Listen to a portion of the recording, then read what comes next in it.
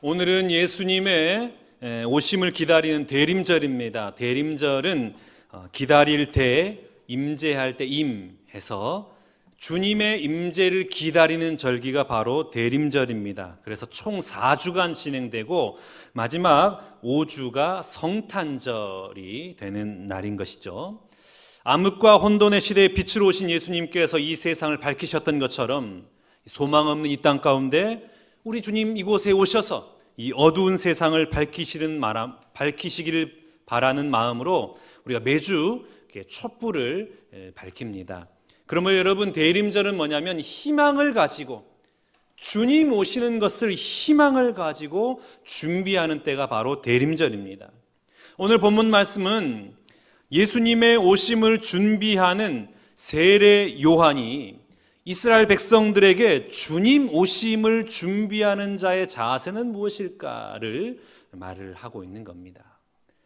주님 오심을 기다리는 자의 자세는 무엇일까요? 오늘 본문 3절 말씀을 먼저 보겠습니다. 요한이 요단강 부근 각처에 와서 죄 사함을 받게 하는 회개의 세례를 전파하니, 대림절을 맞이하는 우리의 자세 첫 번째는 회개입니다. 오늘 세례 요한이 메시아를 기다리는 백성들을 향하여 회개의 세례를 전파했다라고 기록하고 있습니다. 마태복음 3장 2절 말씀 보면 회개하라, 천국이 가까이 왔느니라. 회개해라는 거예요. 세례 요한의 첫 번째 메시지가 뭐냐? 메시아를 기다리고 있는 이스라엘 백성들을 향한 첫 번째 메시지가 뭐냐? 회개하라라는 겁니다. 여러분, 메시아는 아무렇게나 기다리는 게 아니에요. 회개하는 마음으로 기다리는 것입니다. 회개는 무엇일까요? 돌이키는 것이죠. 잘못된 일이 있으면 그 잘못을 인정하고 돌이키는 것, 이게 바로 회개입니다. 우리 예수님께서도 공생의 사역을 시작하면서 첫 번째로 하신 말씀, 첫 번째로 증거하신 말씀이 있습니다. 그게 뭐냐? 마태복음 4장 17절 말씀. 이때부터 예수께서 비로소 전파하여 이르시되 회개하라, 천국이 가까이 왔느니라. 회개하라. 세례 요한도 회개하라. 예수님도 첫 번째 말씀 회개하라. 그만큼 회개는 중요하다라는 것입니다. 서양 사람들이 입버릇처럼 하는 말이 있습니다. 자고로 사람은 두 가지 말을 잘해야, 또 두 가지 말을 버릇처럼 잘 할 수 있어야 인격이 세워진다라는 거예요. 이 두 가지 말을 잘해야 인격자가 된다라는 거예요. 첫 번째가 뭐냐? 땡큐예요. 감사합니다. 감사합니다. 여러분, 하루에 고맙다라는 말을 얼마나 많이 하시는가요?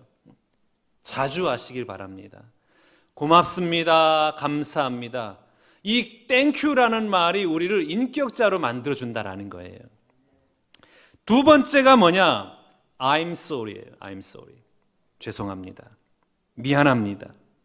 이 말을 잘해야 인격자가 된다라는 거예요. 참 우리는 I'm sorry를 잘 못해요. 미안합니다. 제가 잘못했습니다. 이 말을 못해요. 자신이 잘못했으면 미안하다라고 말을 하면 되는데, 이 체면을 중시하는 유교권 문화에서 자라서 그랬는지 모르지만 미안합니다, 잘못했습니다 하면 마치 자신의 인격이 망가지는 것처럼 생각하는 경향이 있어요. 미안합니다라는 말을 하면은 자신의 앞으로의 삶에 심각한 타격이 가하는 것처럼 생각해서 어떤 사람은 죽을 때까지 I'm sorry 한마디 못하고 그냥 죽는 사람도 있어요.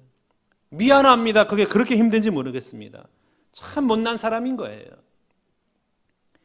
여러분, 고맙습니다. 감사합니다. 그리고 미안합니다. 그건 제 잘못입니다. 이렇게 말을 자주 하고 습관처럼 하면은 그게 진짜 인격자의 바른 길이다라는 것입니다. 회개가 뭐예요, 여러분? I'm sorry예요. 잘못했습니다. 제가 잘못했습니다. 고백하는 거, 이게 바로 회개잖아요. 우리가 회개를 잘하면 우리의 인격이 높아지는 거예요. 왜 대제사장과 서기관과 바리새인들이 예수님을 영접하지 못했을까요? 그 알량한 자존심, 그 고집 때문에 그래요. I'm sorry를 못해요. 예수님, 저희가 잘못했습니다. 저희가 잘못 살아왔습니다. 이 I'm sorry를 못해가지고 예수님의 대적자가 된 것입니다. 자신의 잘못했음을 인정하면 지금까지 쌓아왔던 자신의 모든 것들이 허물어질 거다라는 그런 생각이 있었기 때문에 회개하지 못한 거예요. 그래서 결국에는 심판을 받아서 멸망할 수밖에 없었던 것이죠. 어떤 목사님이 미국으로 유학을 가셨습니다. 그 교회를 섬기는데 그 섬기는 교회 장로님이 이제 전망 좋은 식당으로 초대를 하셨어요. 스카이 라운지. 얼마나 좋습니까? 식당도 넓고 높고 전망이 좋으니까 얼마나 좋겠어요. 아마 연인들의 핫플레이스 정도 되지 않을까 싶어요. 그러니까 인테리어도 아주 잘 해놨어요. 식사를 하니까 음식도 제법 맛있는 거예요. 근데 이 목사님 마음에 하나 걸린 게 있었어요. 그게 뭐냐면 조명이 어두운 거예요. 침침한 거예요. 다 좋은데 왜 이렇게 어둡게 해놨을까? 그래가지고 웨이터를 부릅니다. 아니 왜 이렇게 식당에 조명이 어둡습니까? 그랬더니 이 웨이터가 웃으면서 말하기를, 이렇게 조명이 어두우면 맞은편에 앉은 사람이 미인 아닌 여자가 없고 미남 아닌 남자가 없습니다. 조명이 어두우니까 다 이뻐 보인다라는 거예요. 여러분, 우리 교회 본당에 조명이 어두운 이유가 다 있어요. 그 주름살 안 보이게 하려고, 그냥 보면 다 이뻐 보이게 하려고 일부러 조명이 어두워진 거예요. 어두우니까 다 이뻐 보이는 거예요. 주름살도 안 보이죠. 잡티도 안 보이죠. 그냥 다 이뻐 보이는 거예요. 우리 여성분들 1시간 정도 화장을 하고 오셨을 터인데 화장하고 치장하니까 얼마나 이뻐 보입니까? 그 노력의 결실이 나타나는 거잖아요. 야, 어떻게 이렇게 젊게 살아? 주름살이 하나도 없네. 사실은 다 위장한 거거든요. 다 감춘 건데 그걸 모르고. 그런데 여러분, 대낮에 만나면 어떻게 해요? 다 보여요. 환한 대전에 모이면 주름살도 보여요. 주근깨도 보여요. 잡티도 보여요. 이게 이렇게 늙었구나. 다 보이는 거예요. 어두우니까 안 보이는 거예요. 그래서 데이트할 때 유념할 게 있잖아요. 조명 아래서 데이트하지 말아라. 밤에 만나지 말아라. 낮에 만나면 다 보이니까. 우리가 이 험악한 세상을 살아갑니다. 어두운 세상, 혼탁한 세상을 살아가니까 사람들이 나를 속속히 들여다보지 못하니까 내가 제법 괜찮은 사람이라고 우리는 착각할 수가 있어요. 내가 깨끗한 것 같고 뭔가 특별한 사람인 것 같지만 안 보이니까 그런 거예요. 그런데 여러분, 하나님의 심판대에 서면 잡티 하나 없이 다 비춰지는 거예요.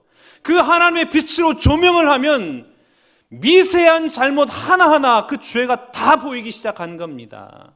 그 죄가 드러나면 어떻게 해요? 얼마나 부끄러워요. 얼마나 미안하고 고개를 들 수 없는 것입니다. 그러니 여러분, 믿음의 사람 어떤 사람이냐? 회개를 잘하는 사람이에요. 회개하면은 예수의 보혈로 말미암아 우리의 죄가 가리움 받는 거거든요. 여러분, 회개를 잘하는 여러분 될 수 있기 바랍니다.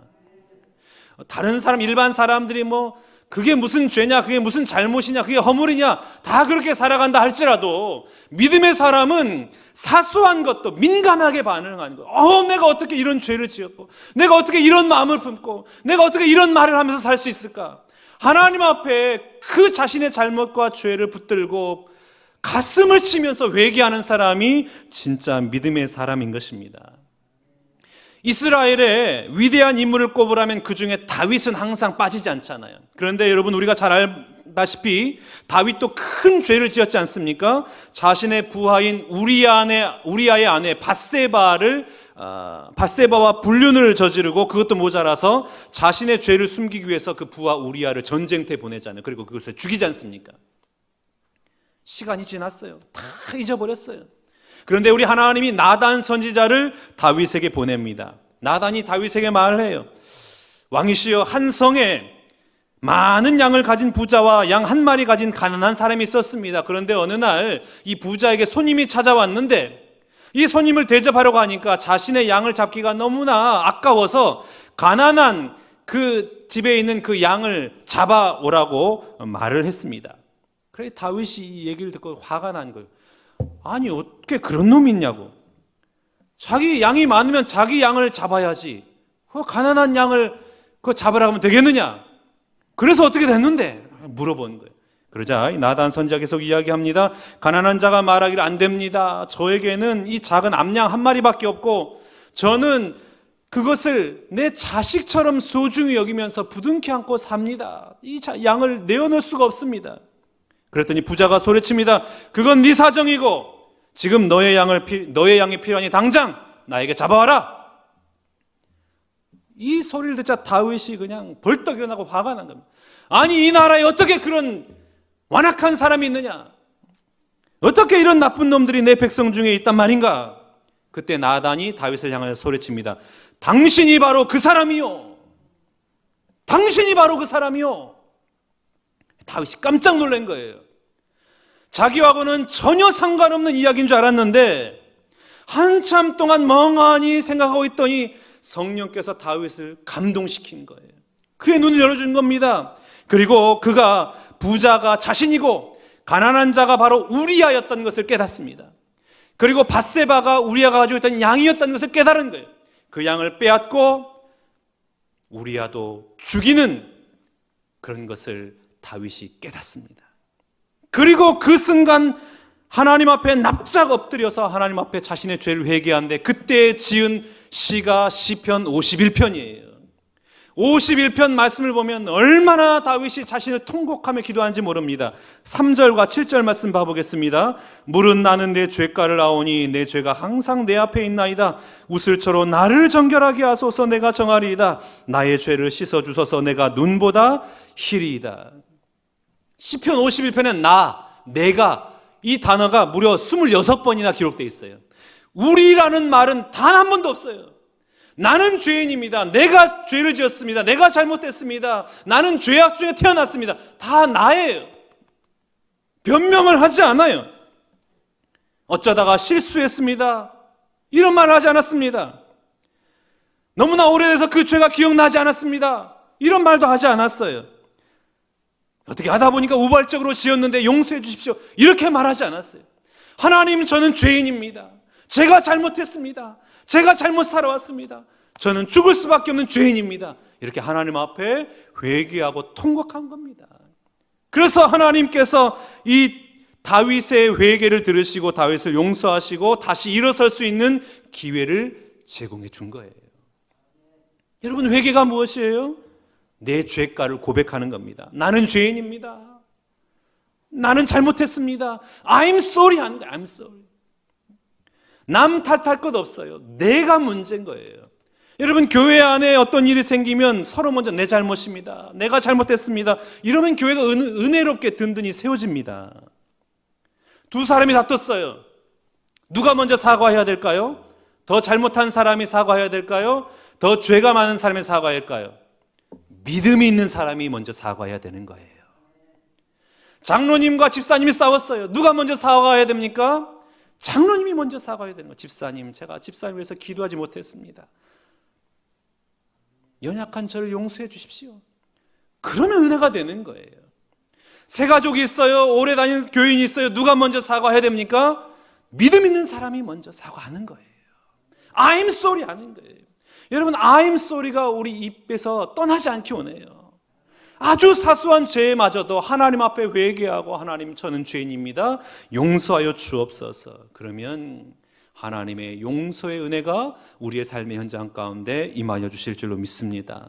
우리가 지금 대림절을 보내고 있습니다. 대림절이 무엇이에요? 단순히 예수님을 기다리는 절기가 아닙니다. 회개가 필요한 거예요. 대림절은 회개의 절기예요. 다윗처럼 용서해 주옵소서. 우리의 죄를 붙들고 우리의 죄를 다 해결하고 그리고 은혜의 성탄절을 맞이하는 우리 모든 신관계 성도님들 되시기를 주님의 이름으로 축복합니다. 대림절을 맞이하는 우리의 자세 두 번째는 뭐냐면 겸손이에요. 오늘 보면 4절 5절 말씀 봐보겠습니다. 선지자 이사야의 책에 쓴 바 광야에서 외치는 자의 소리가 있어 이르되 너희는 주의 길을 준비하라. 그의 오실 길을 곧게 하라. 모든 골짜기가 메워지고 모든 산과 작은 산이 낮아지고 굽은 것이 곧아지고 험한 길이 평탄하여질 것이요. 누가 회개할 수 있을까요? 겸손한 사람만이 회개할 수 있습니다. 교만한 사람은 회개하지 않아요. 교만한 사람은 본인이 잘못했더라도 내 탓이 아니라 네 탓을 하는 거예요. 저 목사님 때문에, 저 장로님 때문에 내가 이렇게 되었느라고, 오늘 우리가 이렇게 되었느라고. 교만한 사람은 절대 회개하지 않아요. 자신의 잘못을 인정하지 않습니다. 오늘 대림절을 맞이한 우리를 향하여 하나님 말씀하시는 거예요. 너희의 높아졌던 마음을 낮춰라. 너희의 굽어졌던 마음을 평탄케 해라. 그러므로 대림절은 어떤 절기냐면 우리의 마음을 평탄화하는 작업이에요. 평탄화하는 작업을 보내는 절기가 대림절입니다. 그런데 여러분, 겸손이 뭘까요? 우리가 일반적으로 겸손을 말할 때는 나를 낮추고 상대방을 높이는 것, 이걸 우리가 겸손이라고 하지 않습니까? 그런데 거짓으로도 겸손한 척을 얼마나 할 수 있어요? 저는 아무것도 모릅니다. 제가 뭘 할 수 있나요? 저는 이것을 감당할 만한 능력이 없고 믿음도 없고 아무 보잘것없는 사람입니다. 이렇게 말하면서 나중에는 그래, 어디 하나 보자. 네 얼마나 잘하나 보자. 나보다 훨씬 잘하는지 한번 지켜볼게. 이렇게 말할 수가 있는 거예요. 속이는 거거든요.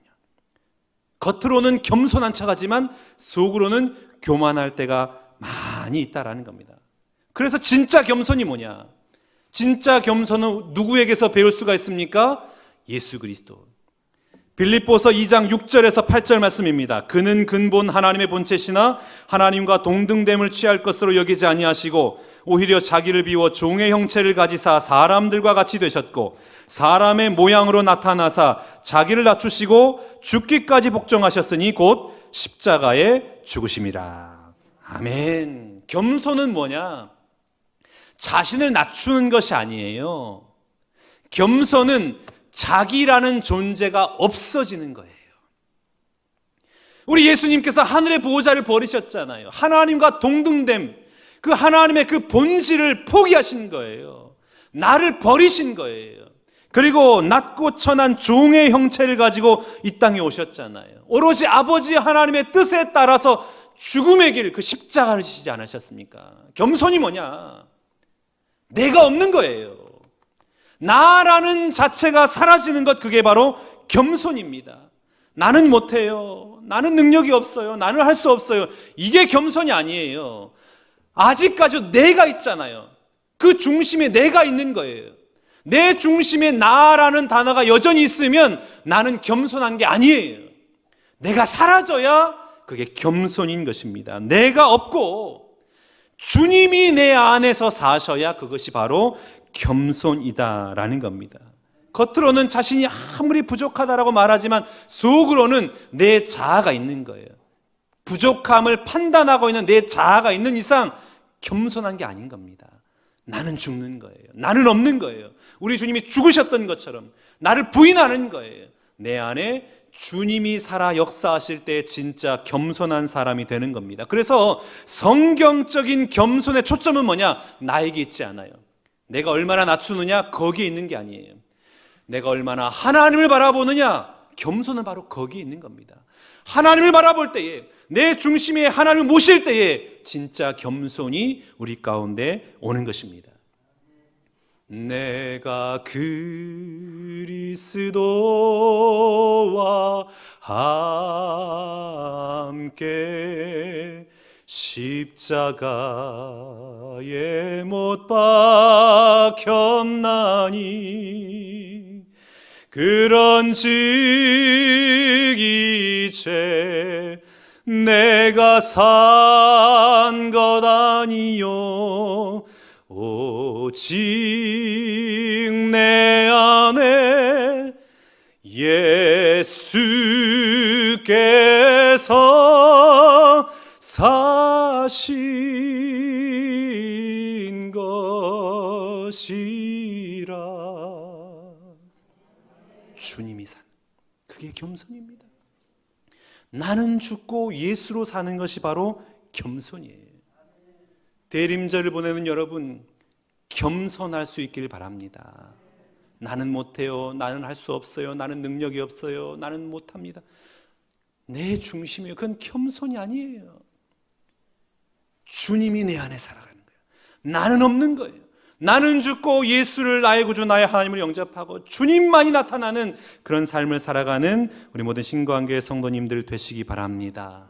스스로 자기를 버리고 직장으로 들어가세요. 스스로 자기를 낮추고 가정으로 들어가세요. 그리고 스스로 자신이 연약한 자가 되어서 세상으로 들어갈 수 있기 바랍니다. 그러면 여러분의 연약함과 낮은 것을 통하여서 하나님의 강한 역사가, 하나님의 능력의 역사가 여러분의 삶의 현장마다 충만히 임하여 주실 줄로 믿습니다. 대림절을 맞이하는 우리의 자세 세 번째는 사랑입니다. 오늘 본문의 연장선상인 8절 말씀을 보면 세례 요한이 백성들을 향하여 이렇게 말합니다. 그러므로 회개에 합당한 열매를 맺고 속으로 아브라함이 우리 조상이라 말하지 말라. 내가 너에게 이르노니 하나님이 능히 이 돌들로도 아브라함의 자손이 되게 하시리라. 회개에 합당한 열매를 맺어라. 회개에 합당한 열매는 무엇일까요? 이 말씀을 들은 이 백성들이 회개에 합당한 열매를 뭘까? 그래서 물어봅니다. 10절, 11절 말씀을 보겠습니다. 무리가 물어 이르되 그러면 우리가 무엇을 하리이까? 대답하여 이르되 옷 두 벌 있는 자는 옷 없는 자에게 나눠줄 것이요 먹을 것이 있는 자도 그렇게 할 것이니라. 회개에 합당한 열매는 뭐냐? 사랑의 나눔이에요. 옷 두 벌 있는 자는 옷 없는 자에게 나눠주고 먹을 것이 있는 자도 그렇게 하라. 사랑의 나눔입니다. 대림절을 보내는 우리의 자세는 뭐냐? 사랑이에요. 여러분 얼마나 사랑의 나눔을 실천하면서 살아오셨습니까? 지금까지 나눔의 실천을 하지 못하였더라면 이번 대림절 기간을 통하여 사랑의 나눔의 실천을 해나가는, 그래서 은혜의 성탄절을 맞이하는 여러분 될 수 있기를 원합니다. 앞에 광고에서도 말씀드렸다시피 우리 신광교회는 이번에 사랑의 쌀타가 되어달라라는 그런 말씀을 드렸습니다. 우리 신광교회가 위치하고 있는 이 하대원동에는 총 100가정의 연약한 우리 이웃들이 있습니다. 60분의 독거노인, 그리고 40여 가정의 한부모 가정. 이 100가정이 우리는 그래도 코로나 속에서도 즐겁게 성탄절을 맞이할 수 있지만 밥 한 끼를 따뜻하게 먹지 못해서 성탄절을 춥게 보내야만 하는 사람들이 여전히 우리 주변에 많이 있습니다. 여러분, 우리 모두가 좀 이 일에 적극적으로 동참할 수 있기 원합니다. 한 가정을 좀 담당했으면 좋겠어요. 그래서 우리 신광교회가 이 하대원동의 불우한 이웃들, 힘든 이웃들을 담당하고 그들에게 예수 그리스도의 사랑을 나타내고 예수 그리스도의 그 사랑으로 그들 가운데 가까이 나아가는 이런 은혜의 성탄절이 될 수 있기를 원합니다. 사랑의 쌀 나눔 운동에 적극적으로 동참해 주시기를 부탁을 드립니다. 오늘 우리가 이 땅을 살아갈 때에 나와 내 가정만을 풍요롭게 해야겠다라는 그 생각을 버리시길 바라요. 우리 교회만 잘 되기를 바라는 그 마음, 여러분 그 마음을 버리시기 바랍니다. 우리는 끊임없이 남을 돕는 일에 부유한 교회, 남에게 나누어 주는 일에 열심인 교회가 될 수 있기를 원합니다. 그래서 있으면 나눠주고 또 나눠주고, 그래서 우리만 즐거워하는 것이 아니라 모두가 함께 즐거워하는 은혜의 성탄절 될 수 있기를 원합니다. 우리가 선물을 나누고 우리 안에서 잔치를 벌이는 것이 아니라 정말 그 사랑의 나눔을 가지고 예수의 사랑을 나눔으로 말미암아 은혜로운 성탄절, 아름다운 성탄절, 축복의 성탄절 될 수 있기를 원합니다. 그렇게 살아갈 때 우리 하나님은 여러분의 가정과 일터와 또 우리 교회 가운데 말할 수 없는 하나님의 축복의 은혜를 넘치도록 허락해 주실 줄로 믿습니다. 사랑하는 신광교회 성도 여러분, 대림절 첫 번째 주일에 회개와 겸손과 사랑을 실천해서 주님의 그 길을 예비하며 은혜의 성탄절을 맞이하는 우리 모든 신광교회 성도님들 다 되시기를 주님의 이름으로 축원합니다.